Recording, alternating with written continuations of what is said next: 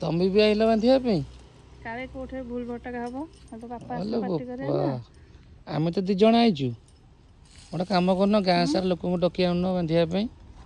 ନା ମୁଁ ଠିକ ସେ ବାନ୍ଧି ପାରିବି, ବୋଉ ବାନ୍ଧି ପାରିବେନି, ତମେ ବି ଠିକ ସେ ବାନ୍ଧି ପାରିବନି। ହଉ ଏ ବୋଉ ତାକୁ ଛାଡ଼ି ଦିଅ। ଖାଲି କେମିତି ବନ୍ଧା ହବ କହିଦେଲେ ମୁଁ ବାନ୍ଧିଦେବି। ଏଇଠି ତାକୁ ବାନ୍ଧି ଯାଇଛି, ସେଥିରେ ପୁଣି ଆମେ ତାକୁ କହିବୁ। ଆଉ ଆମେ କହିବୁ କି ଆଇଡିଆ ଖର୍ଚ୍ଚ କରିବାକୁ ପଡିବ ନା।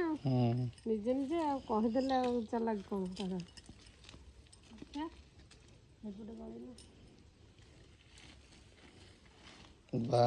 ଜଣା ଅଛି ତାହେଲେ ତମକୁ ଆଉ। ଏଇଟା ଖାଲି ଭିତରେ ଏମିତି ପୁରେଇକି ଏଇଠି ଖାଲି ବାନ୍ଧିଦବ ମ।